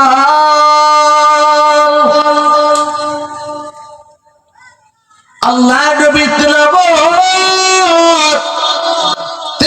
শোনার পর সমস্ত জান্নাতের অবাক দৃষ্টিতে তাকিয়ে থাকবে। আল্লাহ, একটা মানুষের জবান থেকে এত চমৎকার কণ্ঠ বের হতে পারে? জান্নাতেরা ডাকতে কবে, আল্লাহ বান্দাদের কণ্ঠে তো আপনি তেলাওয়াত শোনায়া দিলেন, এই কণ্ঠ দান করেন আপনি আল্লাহ, এই কণ্ঠ বানানেওয়ালা আপনি আল্লাহ, ওই কণ্ঠ দিয়ে আপনি আমাদেরকে শোনায়া দেন। আল্লাহ তাআলা অত্যন্ত মায়ার সাথে তেলাওয়াত শুরু করবে সূরা রহমান। আর রহমান তেলাওয়াত করে আমরা এমন, আর রহমান আল্লাহ সেদিন তেলাওয়াত শুরু করবে, আনার রহমান আল্লামাল কুরআন খালাকাল ইনসান আল্লামাহুল বায়ান। আল্লাহ তাআলা তেলাওয়াত শুরু করবে, আনার রহমান, আমি সেই রহমান, আমি সেই আল্লাহ। আল্লাহ তেলাওয়াতের আওয়াজ গোটা হাসরে মানুষ পাগলের মতো ওতালা হয়ে যাবে তেলাওয়াতের আওয়াজ শুনে। তেলাওয়াতের আওয়াজ শুনে মানুষ পাগল পারা হয়ে যাবে। এই সূরার মধ্যে আল্লাহ একটা আয়াত বেশি এনেছেন, ফাবিআইয়ি আলাই রাব্বিকুমা তুকাযযিবান। কবিতার ভাষায় ডাক দে পায়, কোনটিকে তুমি করিবে অস্বীকার, এই যে বিশ্বপতির দান। ফাবিআইয়ি আলাই রাব্বিকুমা তুকাযযিবান, কোন কোন বিষয়কে করবে অস্বীকার, এই যে সব তোমার মালিকের দান। ফাবিআইয়ি আলাই রাব্বিকুমা তুকাযযিবান। ও মুসলমান ইমানদার, আল্লাহ নবী আমার রাসূলের ব্যাপারে এমন পাওয়া যায়, এ রাসূল যখন মক্কার মধ্যে সিজদার মধ্যে পড়ে থাকে, উম্মে জামিল চলে আসে। অনেক সময় উটের মরা উটের নারী ভরি এগুলো রাসূলের কাঁধের মধ্যে চাপায় দেয়। রাসূলের দুনিয়ায় বলার কোনো জায়গা নাই, একমাত্র মালিকের কাছে বলে, আল্লাহ তাকায় দেখেন কত কষ্ট দেয়, এত কষ্ট দিয়ে ওদের দিলে শান্তি হয় না। ভাইরা আমার, এই উম্মে জামিলের কথা আল্লাহ তাআলা বলেন, ওয়ামরাতুহু হাম্মালাতাল হাতাব। আল্লাহ তাআলা রাসূলের চাচির উপর জাহান্নাম অবধারিত করেছে, অথচ তাকায় দেখেন রাসূলের মা নাই, রাসূলের বাবা নাই। রাসূলের চাচি চাইলে পারতো নিজের আদর ভালোবাসা দিয়ে সন্তানের মতো আগলায় রাখতে, কথা ঠিক নেই? তাকায় দেখবেন আমাদের দেশের মধ্যে কত এমন পাওয়া যায়, ভাসুর হোক বা দেওয়ার হোক চলে গেছে, অথবা মাটা মরিয়া গেছে, এই ভাসুর দেওয়ারের ছেলে গোলাকে অনেক চাচি এমন আছে ওদেরকে নিজের সন্তানের মতো পেলে বসে বড় করছে। এমন আদর্শবান চাচি সমাজে আছে না নাই? জোরে বলেন। আর এই জায়গা দেখেন উম্মে জামিল মার ভূমিকা পালন না করে ডাইনির ভূমিকা, কথা ঠিক না? আল্লাহ বলেন, ওয়ামরাতুহু হাম্মালাতাল হাতাব, জাহান্নামের অধিবাসী তুমিও হবা। কারণ রাসূলকে কোন কষ্ট দেয় নাই। সূরা দোহার মধ্যে আপনি তাফসীরটা খুলবেন, সূরা দোহার মধ্যে আল্লাহ রাসূলের উপর আল্লাহ তাহাজ্জুদের নামাজ ফরজ করে দিয়েছিলেন। তাহাজ্জুদের নামাজ কি করেছিলেন? ফরজ করে দিয়েছিলেন। নবীদের উপরে, অধিকাংশ নবীদের উপরে রাতের ইবাদতকে বাধ্যতামূলক করে দেওয়া হয়েছিল। খাস করে আমার আপনার নবীর উপরে তাহাজ্জুদের নামাজ ফরজ ছিল। এখান থেকে বোঝা যায় হক আল্লাহ ওয়ালা যদি কেউ দাবি করতে চায়, তাহাজ্জুদের নামাজের কোনো বিকল্প, তাহাজ্জুদের নামাজের কোনো বিকল্প নাই। আমি যাদেরকে মোটামুটি আলেম ওলামাদেরকে জেল থেকে যারা আসছে এদের যাদের সাথে কথা বলেছি যে ম্যাক্সিমাম খুব কাছে থেকে, আমার একটা বন্ধু 7 মাসের মতো জেলে ছিল, সে বললো যে আমি খুব কাছে থেকে আল্লামা সাঈদী সাহেবকে দেখেছি এবং এমন একটা রাত আমার চোখে এমন বাঁধে নাই যে আল্লাহর বান্দা তাহাজ্জুদের নামাজে কান্না করতেছে না। আল্লাহু আকবার বলেন, আর জোরে বলেন আল্লাহু আকবার। তাহলে বোঝা গেল হক আল্লাহওয়ালা যদি পাইতে চাও 3টা জায়গা দেখবে। কয়টা জায়গা? 1 নাম্বার মাটির নিচে। কোথায়? মাটির নিচে। 2 নাম্বার চলে যাও জালিমের জিন্দানখানায়। কোথায়? জালিমের জিন্দানখানায়। আর 3 নাম্বারে জিহাদের ময়দানে। এখন জিহাদের ময়দানটা আমি যদি আমার কায়দায় যে ব্যাখ্যা করে বলি, বর্তমান সময় জিহাদের ময়দান হিসাবে আমরা ধরে নিতে পারি বর্তমান এই ওয়াজের ময়দানগুলা। এখান থেকে হক কথাগুলা বলা খুব কঠিন। কথা বলে ঠিক কি ঠিক না? এখান থেকে কথা বলা খুব কঠিন। এজন্য আমি আপনাদেরকে একটা কথা বলছি, হক আল্লাহওয়ালা দেশে আছে না নাই? কথা বলে আছে। হক আল্লাহওয়ালাদের বিরোধিতা আমরা করি না, তবে যে জিনিসটা যত হক তার ডুপ্লিকেটটা তত বেশি। সুতরাং আল্লাহওয়ালাদের ব্যানার লাগায়া হক আল্লাহওয়ালাদের নাম যারা কলুষিত করতেছে, যারা হক আল্লাহওয়ালাদের ব্যানার লাগায়া গোটা দেশটাকে ভণ্ডামি আর বাটপাড়িতে ভরে ফেলেছে, তাদের বিরুদ্ধে আমাদের সংগ্রাম। কথা বলো ঠিক কি ঠিক না? হক আল্লাহওয়ালাদের বিরোধিতা করি না, তবে যারা আল্লাহওয়ালাদের ব্যানার লাগায়া দেশটাকে ধ্বংস করতেছে আর রসাতলে দিচ্ছে, এই সমস্ত জালিমদেরকে ছেড়ে দেওয়া যাবে? কারণ এইগুলা ইমানটাকে এমন ভাবে ধ্বংস করতেছে, একজন কাফের বেঈমান যতটুকু ধ্বংস না করতেছে, এরা ইসলামের ছত্রছায়া থেকে তার চেয়ে মানুষের ইমান বেশি নষ্ট করতেছে। এজন্য সতর্ক হবেন। সন্তান দেওয়ার মালিক কে? জোরে বলেন না কে? নাকি কোনো বাবার দরবার, কোন আলেম? সম্পদ দেওয়ার মালিক কে? আল্লাহ দেওয়ার মালিক। তাই যদি হবে তাহলে আপনি কেন বাবার দরবারে দৌড়ালেন? তাই যদি হবে তাহলে কেন আপনি অন্য মানুষের কাছে চাইলেন? শিরিক কাকে বলে? শিরিক তো ওটাই যেটা একমাত্র দেওয়ার ক্ষমতা আল্লাহ রাখেন, সেটা অন্য কোনো মাখলুক থেকে আশা করাটাই শিরিক। আপনি কেন এটা করলেন? আপনার কেন বুঝে আসলো না যে আপনার মালিক আপনাকে দেওয়ার জন্য প্রতি রাতে, ভোর রাতে আল্লাহ প্রথম আসমান পর্যন্ত চলে আসেন বান্দাকে ডাকে, আলামিন মুস্তারসিকান ওয়ারযুকাহু। এভাবে একটা হাদিস আছে যে কার রিজিক চাই আমার কাছে চাও, কার সন্তান চাই আমার কাছে চাও, কার সম্পদ প্রয়োজন আমার কাছে চাও, আমি আল্লাহ দেওয়ার জন্য তৈয়ার। জোরে বলেন সুবহানাল্লাহ। ওই মালিকের কাছে আপনি চাইলেন না। পাগল মন, আপনি ওই মালিকের কাছে চাইলেন না। আপনি কয়দিন দুনিয়ার মধ্যে বাঁচবেন?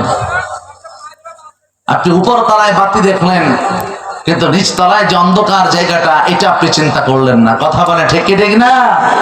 পাগল মন আমার তুমি কারলা গিয়া করলা রে সুখের ঘর, উপর তলায় বাতি জ্বলে, উপর তলায় বাতি জ্বলে, নিচ তলাতে অন্ধকার, তুমি কারলা গিয়া করলা রে সুখের ঘর। পাগল মন আমার তুমি কারলা গিয়া করলা রে বাড়ি ঘর। একটা আওয়াজ দিয়ে বলেন ঠিক না?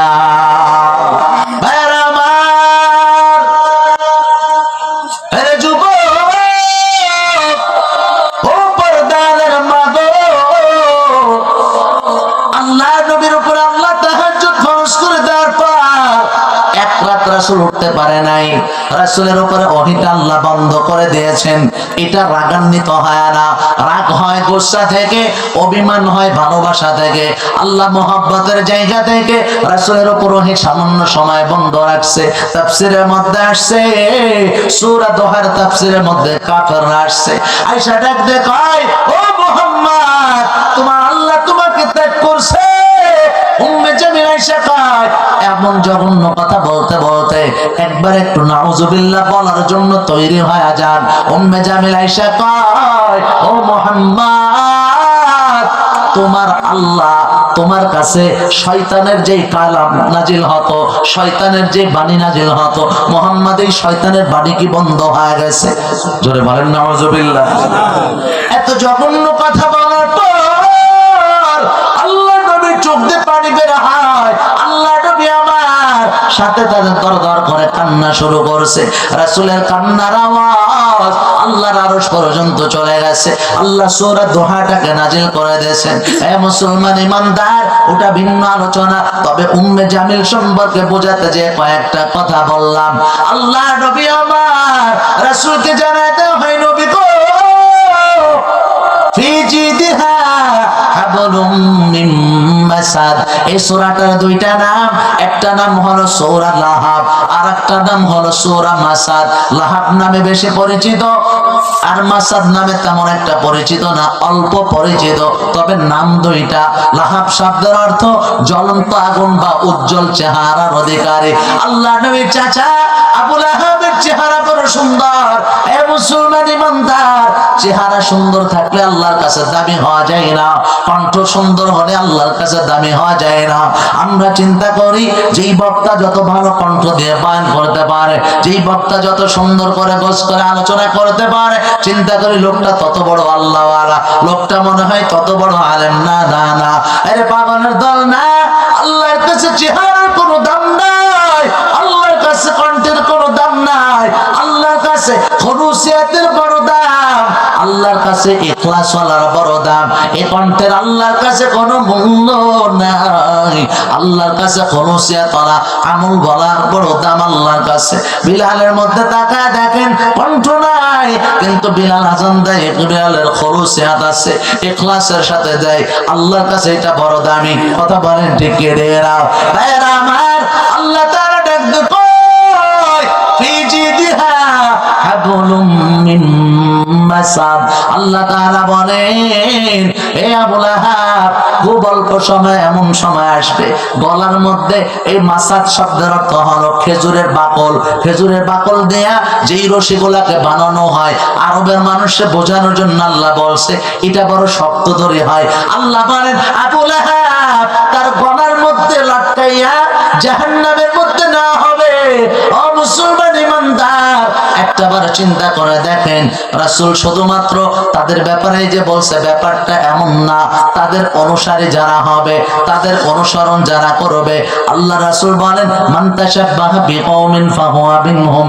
যার সাথে যার সম্পর্ক, যেই কওমের সাথে তোমার উঠা বসা, যার সাথে তোমার সিরাত সোয়াত, যার সাথে তোমার চেহারার মিল, আল্লাহ রাসূল বলেন তার সাথে তারা হাসর নাসর হবে। আল্লাহ তাআলা ডাকতে কয় লাকাদ কানা লাকুম ফি রাসূলিল্লাহি উসওয়াতুন হাসানাহ। দুনিয়ার মধ্যে সবচেয়ে আদর্শওয়ালা, সবচেয়ে উত্তম চরিত্রওয়ালা আমার নবী, নবীর চাইতে উত্তম চরিত্রওয়ালা কেউ নাই। ও যুবক সন্তান, রাসূলের চরিত্রটা মানিয়া নাও। দুনিয়ার মধ্যে শান্তি, আখিরাতের মধ্যে শান্তি। দুনিয়ার মধ্যে শান্তি দান করবে আল্লাহ, আখিরাতের মধ্যে শান্তি দান করবে আল্লাহ। अगर इज्जत से जीना है সাহাবা जैसे बन जाओ। যদি সম্মান নিয়ে বাঁচতে চাও সাহাবীদের মতো হয়ে যাও। আল্লাহ তাআলা ডাক দে কয় আমিনু কামা আমানান নাস। ঈমান আনবি, সাহাবীদের মতো ঈমান আন, বড় ঈমানদার হয়ে যাবা, মজবুত ঈমানওয়ালা হয়ে যাবা। ওয়ালা তাহিনু ওয়ালা তাহজানু ওয়া আনতুমুল আ'লাউনা ইন কুনতুম মুমিনিন। কাদরে কুদরত দারি বার কামাল আনতা রব্বি আনতা হাসবি যুল জালাল। তুহি কাদের জলিলুল্লাহ জাহাদার বহর হালে তুহি মেরা নিগাহদার। আল্লাহ বলেন ইমানদারের দল, ইমান নিয়ে যদি সামনে আগে যাও, ইমানদার, ইমানের বড় পাওয়ার, ইমানদার যদি ইমান নিয়ে সামনে আগায় যাও, অবশ্যই আমি আল্লাহ ইমানদারদেরকে বিজয় দান করব। এই ইমানদারের দল ইমান নিয়ে যদি সামনে আগায় যাও, মুমিনের সামনে জেলখানা থাকবে না, মুমিনের জন্য জেলখানা হয়ে যাবে ইবাদতখানা। কথা বলো ঠিক কিনা?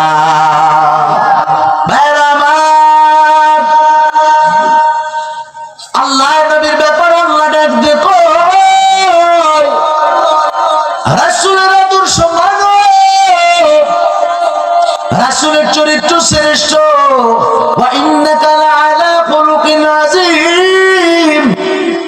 আল্লাহ বলেন নবী আমার, আপনার চরিত্র চাইতে শ্রেষ্ঠ চরিত্র আলা কেউ নাই। সার্টিফিকেট দিয়েছেন কে? জোরে বলেন না আল্লাহ। আল্লাহর নামটা জবান দিয়ে বের করেন, জোরে বলেন আল্লাহ। আল্লাহ সার্টিফিকেট দিয়েছেন। পৃথিবীতে যদি একমাত্র শ্রেষ্ঠ আদর্শওয়ালা কাউকে বলা যায় তিনি হলেন মুহাম্মদুর রাসূলুল্লাহ সাল্লাল্লাহু আলাইহি ওয়াসাল্লাম। অথচ অনেক সময় আমরা নিজেরাই নষ্ট করেছি। নেতাদেরকে পামানোর জন্য, ফলানোর জন্য বলে ফেলি অমুক ভাইয়ের চরিত্র ফুলের মতো পবিত্র। আছে না নাই? সে আপনারা বলতে বলে নাই, আপনি তারা পামাইছেন, ফুলাইছেন, তারে আপনার অবস্থান তৈরি করার জন্য আপনি তারেও অহংকারী বানাইছেন, নিজেও আপনি তারও জাহান্নামের আসামি বানাইছেন, আপনিও জাহান্নামের আসামি হয়েছেন। কথা ঠিক কিনা? যারা বলেন ঠিক কিনা? এটা একমাত্র মুহাম্মদুর রাসূলুল্লাহ ছাড়া আর কারোর সামনে যায়, একমাত্র তার সামনে আল্লাহ নিজে বলেছেন ওয়া ইন্নাকা লাআলা খুলুকিন আযীম। পৃথিবীর শ্রেষ্ঠ চরিত্র আর আপনি। ও নবী আমার, ও যুবক সন্তান, আল্লাহ তাআলা বলেন রাসূলের আদর্শ মাইনা নাও, জীবনটা ধন্য হয়ে যাবে। অথচ আজকে তাকায় দেখো, রাসূলের আদর্শ তুমি মানতে পারো নাই। ও পর্দার মা, রাসূলের আদর্শটা আজকে মানতে পারো নাই। তোমার চেহারার মধ্যে যদি তাকানো হয় পাওয়া যাবে বিভিন্ন নায়ক নায়িকার আদর্শ। তোমার চেহারার মধ্যে তাকাইলে পাওয়া যায় বিভিন্ন গায়ক গায়িকার আদর্শ। তোমার চেহারার মধ্যে তাকাইলে পাওয়া যায় বিভিন্ন খেলোয়াড়দের আদর্শ। ও যুবক সন্তান, একটাবার জন্য কি নবীর কথা তোর মনে পড়লো না? একটাবার কি নবীর জন্য তোর মায়া হলো না? যুবক, আল্লাহ নবী আমার শুধুমাত্র এই বয়ান করব এমনটা যেন না হয়। ওই বাবাজিদের দল, এত মানুষ এখানে আপনারা যে কজন মানুষ বসে আছেন না কারো, এই মানুষ আমার কাছে ফেক না। আমাকে অনেক সময় অনেক বক্তারা বলে ভাই আপনি আলোচনা তো গোছগাছ করেই করেন, তবে সামনে যদি শ্রোতা কম থাকে কষ্ট হয় না? এই মাঝে মধ্যে তাদের একটু দেখি ভাব বরাত বোঝা আমারে কয় ভাই সামনে শ্রোতা কম হলে আলোচনা করতে পারি না, আপনি কি পারেন? আমি বললাম ভাই আমার, আমি তো এত বড় বক্তা এখন হইতে পারি নাই। সামনে যদি একজন মানুষও আল্লাহর মহব্বত নিয়া, রাসূলের মহব্বত নিয়া বসে, ওই একজন মানুষ আমার কাছে লক্ষ মানুষের চাইতে দামি। এ মুসলমান বুঝে থাকলে বলেন ঠিক কিনা? এই জন্য আমি দেখতে বলি, এই যে যারা বসে আছেন এই মানুষগুলো আমার কাছে হাজার মানুষের চাইতে, লক্ষ মানুষের চাইতে দামি। কারণ এই মানুষগুলো এখানে বসে আছে দুনিয়ার কোনো মহাব্বত নেয়া না, আল্লাহর মহাব্বত, রাসূলের মহাব্বত নেয়া। কথা বলে ঠিক কিনা না? এই জন্য আলোচনা শুনবেন শুধুমাত্র যেন মনের খোরাক না হয়, কানের খোরাক না হয়। শুধুমাত্র কণ্ঠ শুনলেন, কি আলোচনা করলো কিছুই বুঝলাম না, এমন যেন না হয়। হে মুসলমান ইমানদার, আজকে তো অনেক সময় বয়ানটা আমাদের হাস্যকর মঞ্চ হয়ে গেছে, কেমন যেন নাট্য মঞ্চ হয়ে গেছে। এই জন্য আপনাদের কাছে অনুরোধ করে বলি, আজকের এই মাহফিল থেকে লম্বা সময় আলোচনা করে আপনাদেরকে কষ্ট দেব না। সাময়িক সময়ের জন্য কিছু আলোচনা করি। ও পর্দার মারা, একটু চিন্তা করেন, দিলটাকে নরম করে দেন। চোখ থেকে যদি এক ফোঁটা পানি বের হয়, আল্লাহর কাছে চোখের পানির বড় দাম।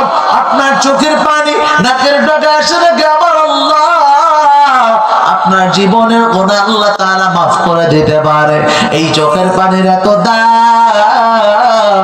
আল্লাহ তাআলা বলে কিয়ামতের ময়দানে জাহান্নাম চোখের পানিকে বড় ভয় পাবে। এই চোখের পানির আল্লাহর কাছে বড় দাম।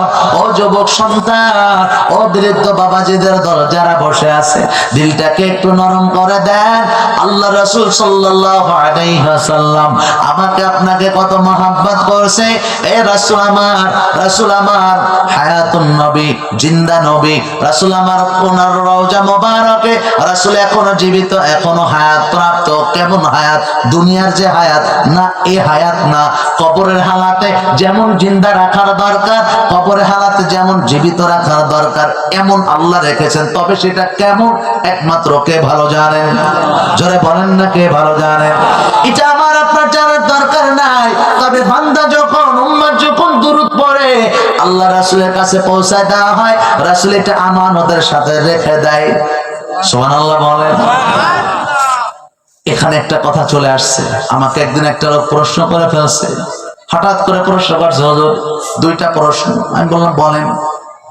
হুজুর আমরা দোয়ার সময় একটা কথা বলি, দোয়ার সময় কথা বলি আল্লাহ যা কিছু পাঠ করলাম, যা কিছু হয়েছে সমস্ত সব হুজুর পাক সাল্লাল্লাহু আলাইহি ওয়াসাল্লামের রওজা মোবারকে দাও, দোয়া করি কিনা? উনি আমাকে বললেন হুজুর রাসূলের জীবনেতে কি কোনো আমলের ইবাদত আল্লাহ আসমানে উঠবে? সুতরাং এই রাসূলকে এত প্রায়োরিটি দিয়েছেন, আর এই রাসূলের জন্য আপনি যদি পেশ করেন ওই আল্লাহ এখানে কি বৃদ্ধি করতে পারে না? উনি এই কথা বলার পরও চুপ হয়ে গেলেন। তৎক্ষণাৎ ভাবে এর পরবর্তীতে যে জবাব আসছে, ওনাকে যা দিয়েছিলাম এটা, এর পরবর্তী এটা নিয়ে আরো গবেষণা করে আলহামদুলিল্লাহ আরো যে জবাবগুলো আসছে, হয়তো মুরব্বী এগুলো দিলে আর ওখানে দাঁড়াতো না, উনি চলে যেত। সুবহানাল্লাহ বলেন। রাসূলের প্রতি যে মহাব্বত, রাসূলের প্রতি যে ভালোবাসা, এই ভালোবাসার জায়গা থেকে বলছি আজকে শুধুমাত্র একটু আপনি তওবা করে যান।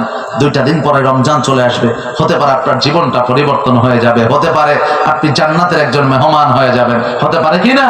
আল্লাহ কবুল করুন, যারা বলেন আমিন। ভাইরা আমার আপনার নবী আমার প্রতি কত মহব্বত, কত মায়া করছে নবী আমার। আল্লাহর নবী পুরা জীবনটা পার করেছে উম্মতের জন্য, কান্না করে করে উম্মতের জন্য। রাসূল গাজওয়ায়ে হিন্দের কথা বলছে, বলে একটা যুদ্ধ আসবে, যুদ্ধে যারা অংশগ্রহণ করবে, যারা বাঁচবে, যারা মরবে সবাই জান্নাতি হয়ে যাবে। সাহাবায়ে কেরাম মাল জমা শুরু করছে। আল্লাহর নবী বলেন এটা তোমরা করবা না, আমার ভাইয়েরা করবে। জোরে কন্যা সুবহানাল্লাহ। আল্লাহর নবী আমাদেরকে এমন বলার পর আল্লাহর নবী রাসূলের পুরো জীবন এটা উম্মতের প্রতি যে দরদার ভালোবাসা দেখাইছে, সাহাবায়ে কেরাম রাসূলকে মহব্বত করছে, রাসূলের মহব্বতটাই উম্মতের প্রতি বড় মারাত্মক ছিল।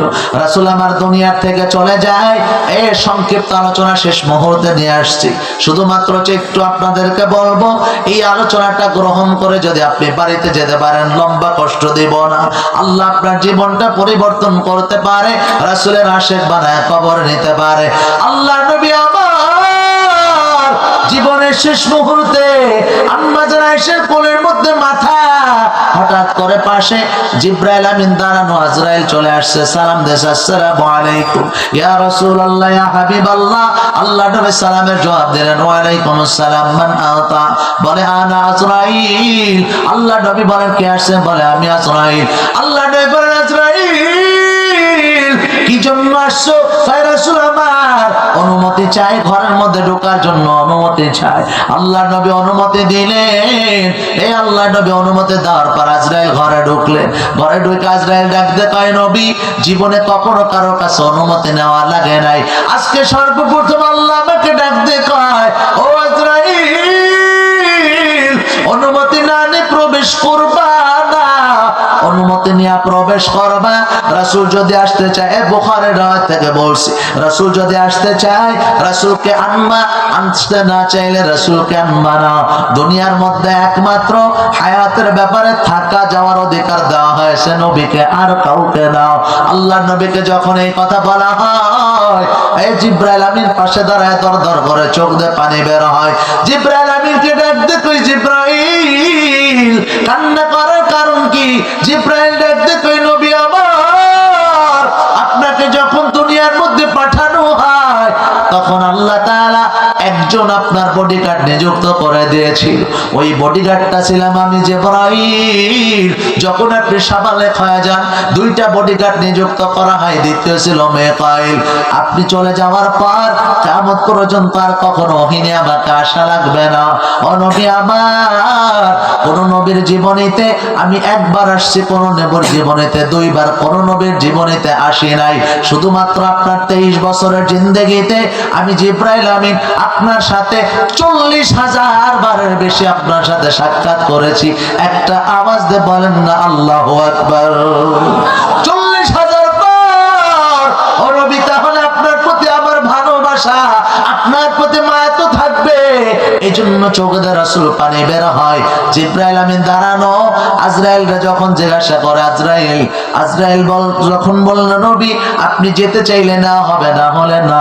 আল্লাহ নবী বলেন দুনিয়ার মায়া তো আমাকে ছেড়ে যেতে মনে চাই না।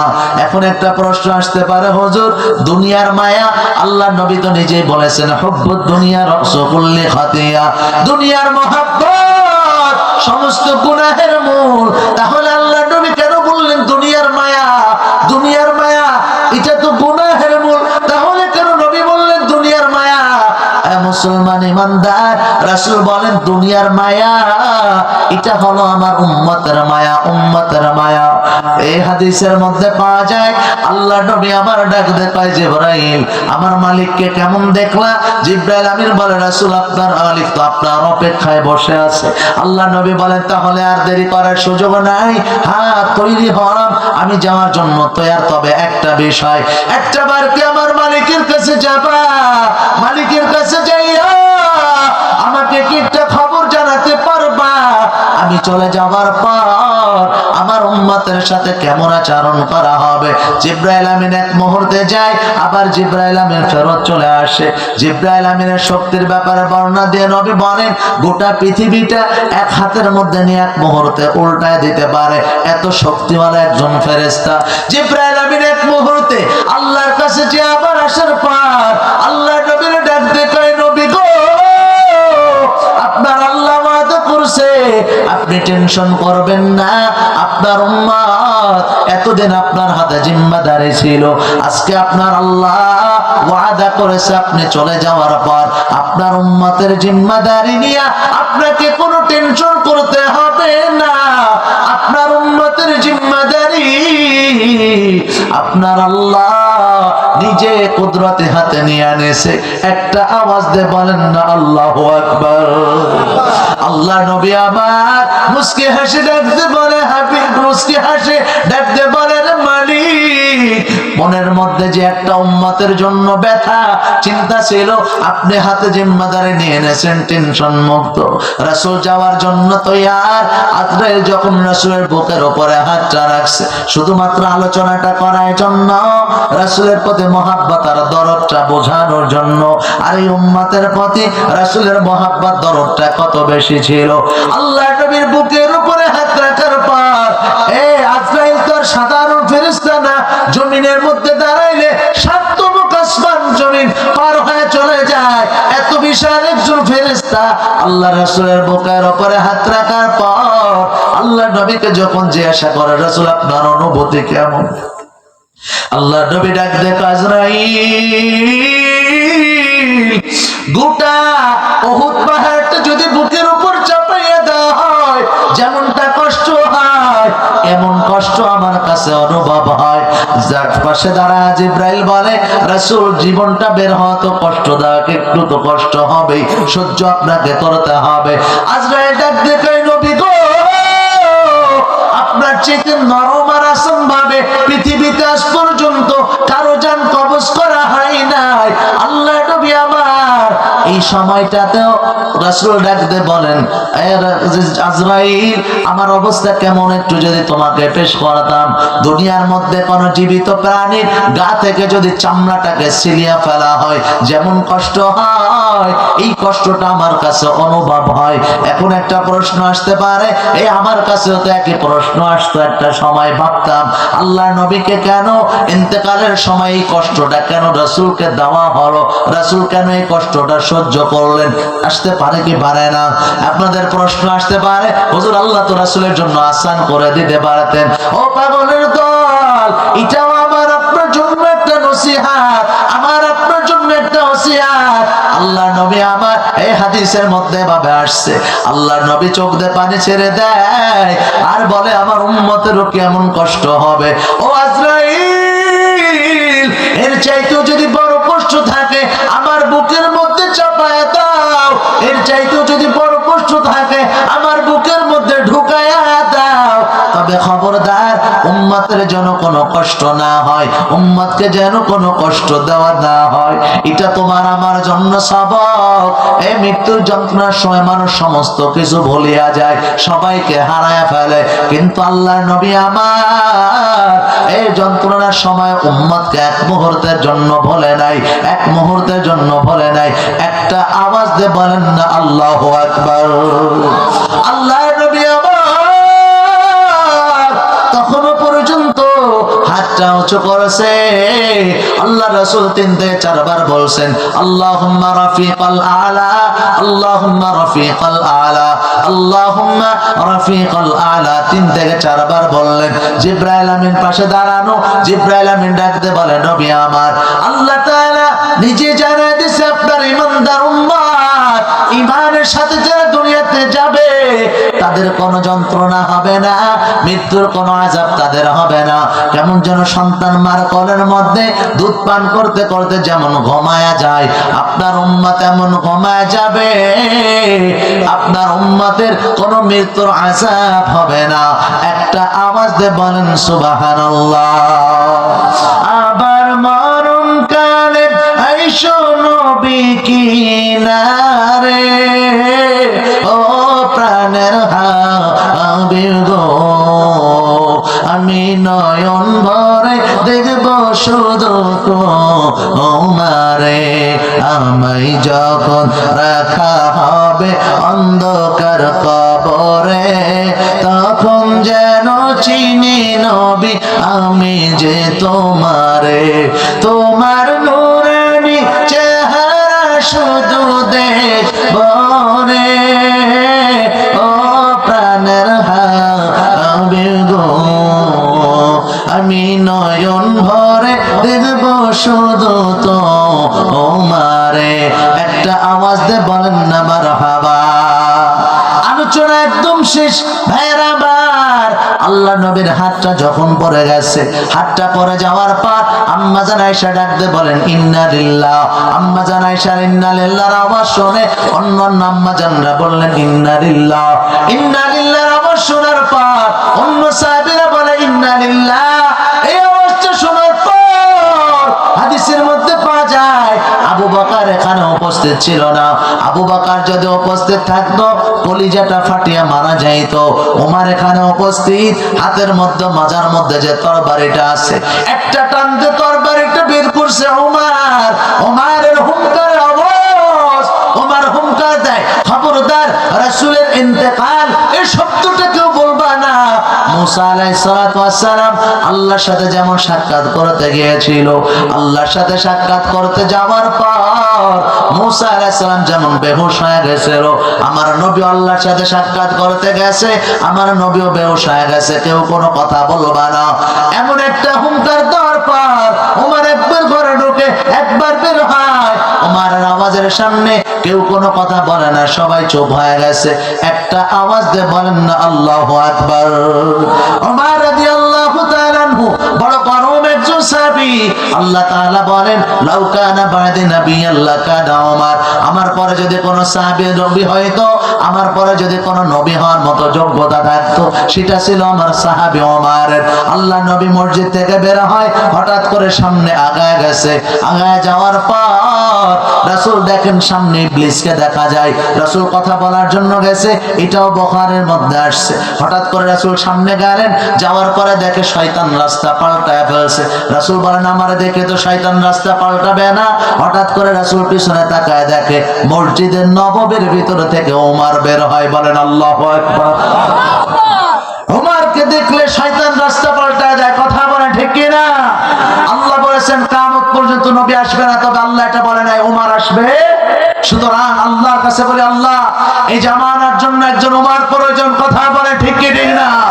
এই জামানার যদি একজন ওমর চলে আসে, আল্লাহর কসম করে বলছি যত শয়তান আর শয়তানের চলাচল আছে সব পথ পাল্টায় দিতে বাধ্য হবে। কথা বলে ঠিক কি না? এই জামানার জন্য ওমর প্রয়োজন।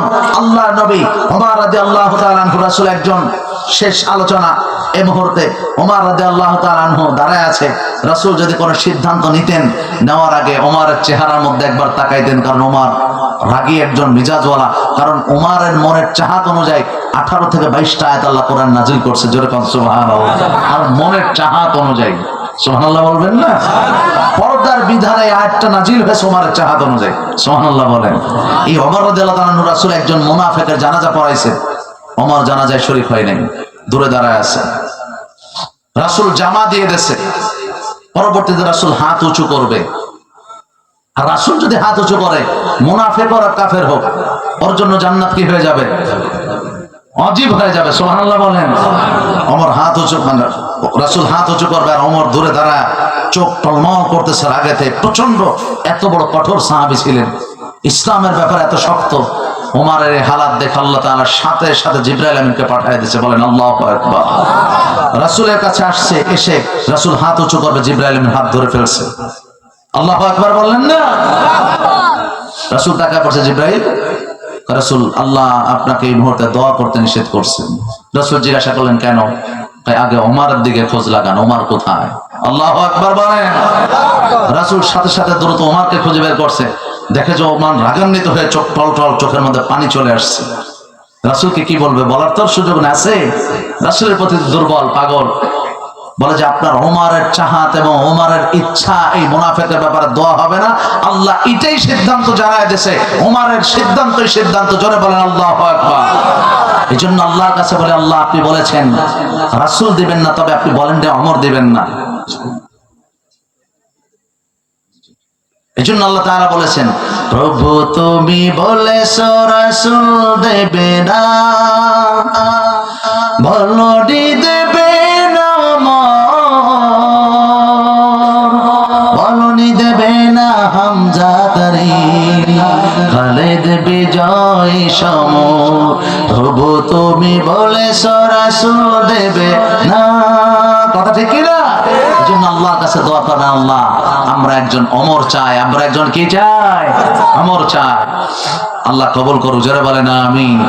আমাকে বলা হয়েছে যেহেতু আমার মা বোনের এখানে উপস্থিত, মা বোনদেরকে নিয়েও কিছু আলোচনা ছোটখাটো আকারে হওয়ার দরকার আছে না নাই? সংক্ষিপ্ত আকারে কিছু আলোচনা করছি আমার মা বোনদের ব্যাপারে। আল্লাহর হাবিব সাল্লাল্লাহু আলাইহি সাল্লাম বলেন 4টা আমল করবে। কয়টা আমল? আল বারআতু ইযা সাল্লাত খামসাহা, মহিলারা 4টা আমল করবে, তার মধ্যে 1 নাম্বার 5 ওয়াক্ত নামাজ পড়বে। আল্লাহর জান্নাত বলে 8টা জান্নাতই তার জন্য ওয়াজিব হয়ে যায়, 8টা জান্নাতের দরজা তার জন্য খুলে দেওয়া হবে। বলেন সুবহানাল্লাহ। জান্নাতের দরজা ডাকবে নারীদেরকে। সাল্লাত খামসাহা, 5 ওয়াক্ত নামাজ। ওয়া সামাত শাহরাহা, রমজানের কি? ওয়া আহসানাত ফারজাহা, 3 নাম্বার তার লজ্জা স্থানের কি করবে? 1 নম্বরে নামাজ, 2 নম্বর রোজা, 3 নম্বর লজ্জা স্থানের, অর্থাৎ আবরুর মধ্যে থাকবে, পর্দা পশিদা মেইনটেইন করবে। 3টা খুব সহজ পাইছে। এবার 4র্থ নাম্বারটা বললে বলো হুজুর এটা যদি বাদ দিয়ে অন্য কিছু বলতেন। এজন্য 4র্থ নাম্বারটা বাদ দেব না, বলবো বলবো।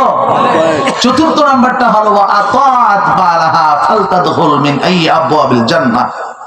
রাসূল সাল্লাল্লাহু আলাইহি ওয়াসাল্লাম বলেন 4র্থ নাম্বারটা হলো স্বামীর ইতাআত করো। সুবহানাল্লাহ বললেন না? আপনার স্বামী যেটা বলবে এটাই আপনি মেনে নেবেন। যদি ইসলাম বিরোধী না হয়, আর ইসলাম বিরোধী যদি হয়ে যায়, স্বামী কেন, মা বাবার হুকুমকে আপনি অমান্য করবেন, এখানে আপনার কোনো গুনাহ হওয়ার সুযোগ। আপনার স্বামী বলছে এখন নামাজ পড়তে পারবে না, নফল নামাজ না, ফরজ নামাজ নিষেধ করছে, স্বামীর কথা মানা যাবে?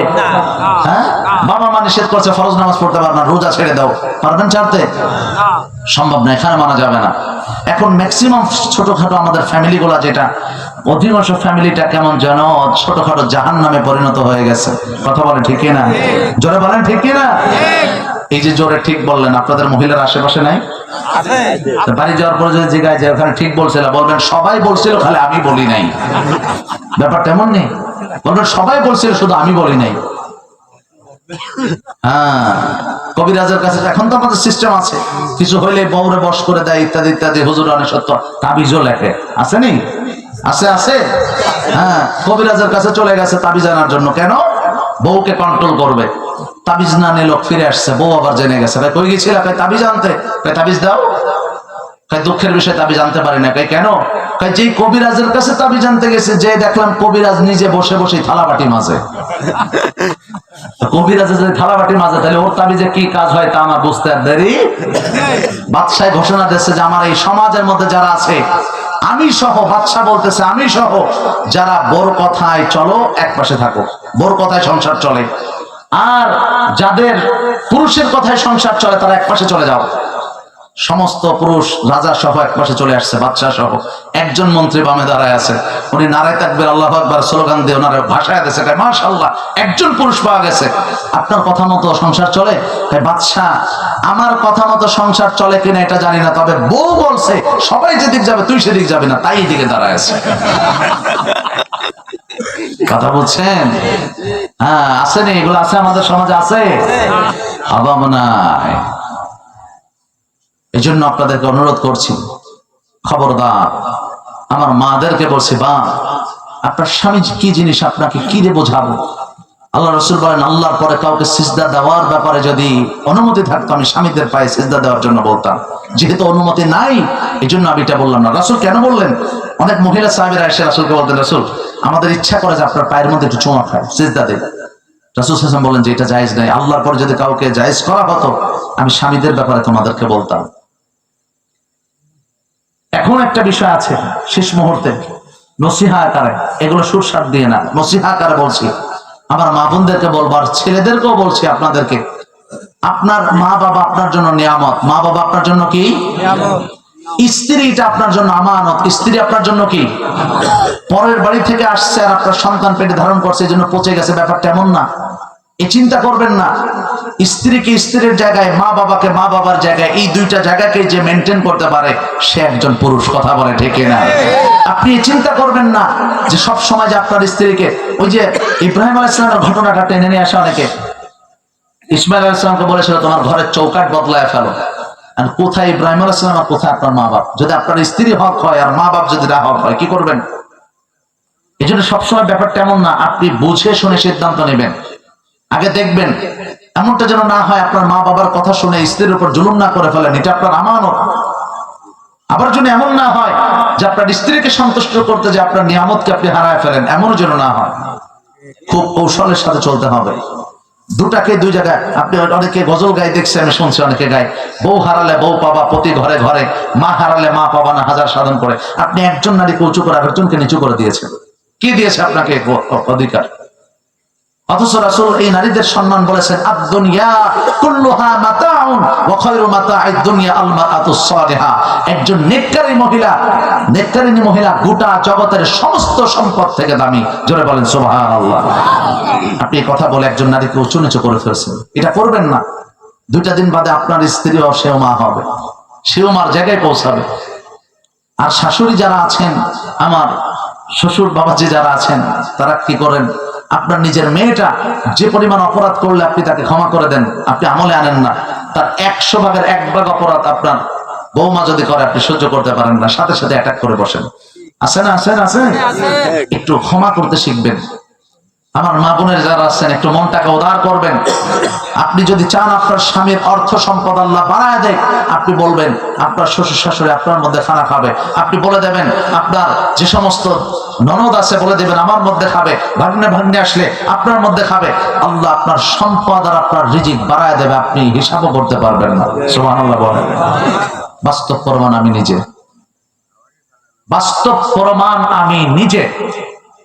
আজ থেকে 5 বছর আগে যদি আমার জীবনের 5 বছর আগে চলে যাই, সাধারণ মসজিদের ইমাম, আমি তো ঢাকায় অবস্থান করি, বাড়ি নড়াইল হতে পারে, বাড়িতে আসার সুযোগও পাই না। বাড়িটারই সবই আছে কিন্তু বাড়িতে আসার সময়ও নাই। ঢাকাতে অবস্থান করে হেমায়েতপুরে। 5টা বছর আগে যদি আমার বাসায় কোনো মেহমান আসছে, আমি চিন্তায় পড়ে যেতাম, জাল্লা এই 500 টাকা দিয়ে একটা মুরগি কিনতে গেলেও যে 500 টাকা বের করে মুরগি ইত্যাদি ইত্যাদি কিনবো, এই মেহমানদের খাবারটা দিব কিভাবে? টেনশন। শুধু ইমামতি করি, কয়টা টাকা বেতন? আলহামদুলিল্লাহ এই ব্যবধানে, এই 5 বছরের ব্যবধানে, এখন এই সেদিনকে আমি বলতেছিলাম, আমার বাসার মধ্যে যদি এখন এই মুহূর্তে 10 জন 20 জন মানুষ ঢুকাই দেন, 2 মাস খানা খাবে নিশ্চিত, কোনো সমস্যা নেই। এক মুহূর্তের জন্য আমাকে ভাবতেও হবে না, কারণ আমার সেটআপ মন মাইন্ড এমন হয়ে গেছে, ওর রিজিকের মালিক আমি না, রিজিকের মালিক কে? জোরে বলেন না কে? আপনি একা ছিলেন, আপনার একার হাত দিয়ে আপনার রিজিক আল্লাহ দিয়েছে। বিবাহ করছেন, আপনার হাত দিয়ে দুজনের রিজিক আল্লাহ দেয় নাই? দুজনেরটা দিয়েছে, আপনার সন্তান হয়েছে, 3 জনের রিজিক আল্লাহ দেয় নাই? তাহলে আপনি চিন্তা কেন করেন মা বাবাকে রিজিকের মধ্যে খাওয়াবেন? যদি মা বাবা আপনার ঘর থেকে অন্য কোন ভাইয়ের ঘরে ঢুকে গেছে, বুঝলেন আপনার বরকত চলে গেছে।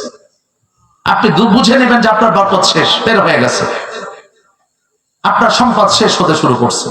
আপনি যেখানে যাবেন বিপদ আসতে শুরু করছে। আপনি ভ্যান চালক হতে পারেন, যে কোনো কাজ করবেন, পথে যাবেন টিপ পাবেন না, ভাড়া নেই, যে কোনো জায়গা যাবেন টায়ার বাস্ট, সাথে সাথে পাল্টান, সমস্ত ধরনের বিপদ আপনাকে আটকাতে শুরু করবে। এই জন্য মা বাবাকে আপনারা খেদমত করতে পারবেন তো ইনশাআল্লাহ? ভাইয়েরা পারবেন তো ইনশাআল্লাহ? বউকে বুঝাইয়া দিবেন।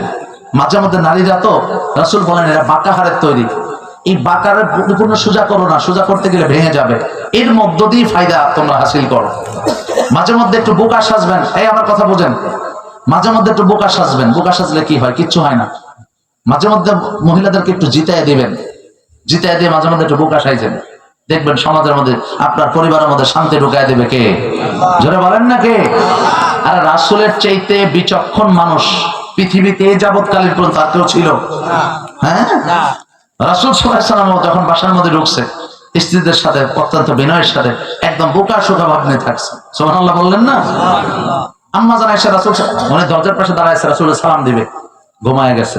রাসূল এসে আগে সালাম দিয়ে ফেলছেন, উনি কান্না করে ফেলছে। উনি আগে সালাম দিবে, সালাম দিতে পারেনি। রাসূল সাল্লাল্লাহু আলাইহি ওয়াসাল্লাম আবার বাহিরে চলে গেছে। বাহিরে যে আবার রাসূল কাশি দিয়েছেন, আম্মা জান আয়েশা সালাম দিয়ে রাসূল তাকে জিতাইয়া দিয়েছেন। সুবহানাল্লাহ বলেন। এই আদর্শগুলো আপনি কেন মানেন না? এগুলা কেন মানতে পারেন না? জি 12টা বেজে গেছে। জি, যাদের মা বাপ চলে গেছে, এখন মা বাপ তো নেই, আর কি করবেন? কি করার আছে? মা বাবার জন্য বেশি বেশি আল্লাহর কাছে দোয়া করবেন, মা বাবার জন্য দান সদকা করবেন, ঠিক আছে? মা বাবার জন্য দান সদকা করবেন, দোয়া করবেন, এর কোনো আর বিকল্প নেই। রাসূল সাল্লাল্লাহু আলাইহি ওয়াসাল্লাম স্ত্রীদেরকে যেমন সাহায্য করতেন, আপনি ওইভাবে সাহায্য করবেন। মাঝে মধ্যে রান্না বাড়া করতেছে, টুকটাক আগায় দেবেন। আরে এত ছোট হয়ে যায় না? অনেকে আবার আমাদের সমাজের অবস্থা, দেখো ওদের অবস্থা কি, একদম বউ পাগল আছে না? এই সমস্ত লজ্জার কারণ মাঝে মধ্যে আমিও মাঝে মধ্যে একটু করতে যাই, ওই যে স্ত্রীকে হেল্প করতে যাই মাঝে মধ্যে রান্নার মধ্যে, ওই খুরচুন না খুন্তি বলে, কি করেন আপনারা? খুন্তি একটু নাড়া দিচ্ছি, তরকারি খারাপ হইলে হুজুরের দোষ, তরকারি খারাপ হইলে কার দোষ? এটার মধ্যে একটা মহাব্বত আছে না নাই? করবেন, এটা করবেন ভাই। পরিবারটাকে একটু স্মার্ট এবং সুন্দর একটা ফ্যামিলি এটা তৈরি করার দায়িত্ব আপনার। আগের মতো ওল্ড ফ্যাশনে থাকার দরকার নেই। রাসূল সাল্লাল্লাহু আলাইহি ওয়াসাল্লামের জীবনী থেকে আপনি খুঁজে বের করেন, সর্বোচ্চ আধুনিক ফ্যামিলি আপনার ফ্যামিলি হয়ে যাবে। আধুনিক হওয়ার জন্য পোশাক আশাক খুলে ফেলতে হয় না, শর্টকাট কাপড় পরতে হয় না। পরিবারের মধ্যে আসল সুখ শান্তি, এটাই আধুনিক ফ্যামিলি। কথা বলেন ঠিক কি ঠিক না? আল্লাহ কবুল করুক, জোরে বলেন আমিন। আখির দাওয়ানা আলহামদুলিল্লাহি রাব্বিল আলামিন। ঠিক আছে, দরুদ শরীফ পড়ো। আল্লাহুম্মা সাল্লি আলা মুহাম্মাদ ওয়া আলা আলি মুহাম্মাদ كما صليت على إبراهيم وعلى آل إبراهيم إنك حميد مجيد اللهم بارك على محمد وعلى آل محمد كما باركت على إبراهيم وعلى آل إبراهيم إنك حميد مجيد ربنا ظلمنا أنفسنا وإن لم تغفر لنا وترحمنا لنكونن من الخاسرين আয় আল্লাহ প্রদান মওলা দত্তপাড়া জুলকারনাইন মোরানি মডেল হাফেজে মাদ্রাসার উদ্যোগে আল্লাহ এই যে করগাছা যশোরের আওতাদিন এই মাদ্রাসার উদ্যোগে 15তম বার্ষিক ওয়াজ মাহফিলে আল্লাহ যারা এখানে উপস্থিত হয়েছে রে মালিক, ও মেহেরবান মালিক, আজকের এই মাহফিলে যারা উপস্থিত হয়েছে সকলের হাত খানাকে কবুল করে নেন আল্লাহ। আজকের মাহফিলটাকে এলাকাবাসীর জন্য নাজাতের ওসিলা বানায় দেন, কবরবাসীদের জন্য নাজাতের ওসিলা বানায় দেন। পর্দায় মা বোনেরা আছে যারা হাত উঁচু করেছে আল্লাহ, প্রত্যেকের হাত খানাকে কবুল আর মঞ্জুর করে নেন। কার কি সমস্যা আছে জানি না, জানা নাই। অনেকে সংসারে আল্লাহ সন্তান হারা অসহায়, তাদের সন্তানের ব্যবস্থা করে দেন আল্লাহ। যারা সংসার অশান্তিতে ভুগতেছে স্বামীর মহাব্বত বাড়ায় দেন, পরিবারের মধ্যে সুখ ও শান্তি বজায় চলতে হতে পারে সেই তৌফিক দেন আল্লাহ। শ্বশুর শাশুড়ি শুরু করে বৌমা এবং ছেলে মেয়ে যারা আছে সকলের প্রতি সকলের মহাব্বত বাড়ায় দেন আল্লাহ। প্রত্যেকটা পরিবারকে ছোটখাটো জান্নাত হিসাবে কবুল আর মঞ্জুর করে নেন আল্লাহ। কার মনের মধ্যে কি কষ্ট আছে জানা নাই, সকলের কষ্ট দূর করে দেন। আমার বাবাজিরা সামনে হাত উঁচু করেছে আল্লাহ, আমি মুসাফির অবস্থায় সাক্ষী দিচ্ছি মালিক, এই মানুষগুলো আসলে আপনার রাসূলকে মহব্বত করে, আপনাকে মহব্বত করে আল্লাহ। মহব্বতের জায়গা থেকে এরা বসেছে আল্লাহ। সকলকে আপনার খাঁটি আল্লাহ গোলাম বানায়া, রাসূলের খাঁটি উম্মত বানায়া কবরে যাওয়ার মতো তৌফিক দান করেন আল্লাহ। মেহেরবান মালিক, পুরা দেশটাকে আপনি কোরআনের জন্য কবুল করে নেন। বাংলাদেশের প্রত্যেকটা ইঞ্চি ইঞ্চি জায়গার মধ্যে কোরআনের দাওয়াতের প্রচারকে আল্লাহ প্রত্যেকটা মানুষের মাধ্যমে ছড়ায় যেতে পারে, পৌঁছে দিতে পারে সেই তৌফিক দেন আল্লাহ। আগামী দেশটাকে ইসলামের জন্য কবুল করে নেন ও মালিক। আয় আল্লাহ, আমরা যারা হাত উঁচু করেছি মালিক আল্লাহ, আমাদের সকলের হাতটাকে কবুল করে নেয়। একদম সদ্য খুব স্বল্প সময়ের মধ্যে রমজানের মধ্যে আমরা ঢুকতে যাচ্ছি আল্লাহ। অনেকের হায়াত শেষ হয়ে গেছে, যাবে, অনেকে রমজানের আগেও রমজানটা পাবে না, চলে যাবে আল্লাহ। যদি এমন অবাগাদের কাতারে আমরা পড়িয়া যেয়ে থাকি, আপনি আমাদের হায়াতটাকে বাড়ায় রমজান পর্যন্ত পৌঁছায় দেয় আল্লাহ। দোয়া কবুল করে নেন। কত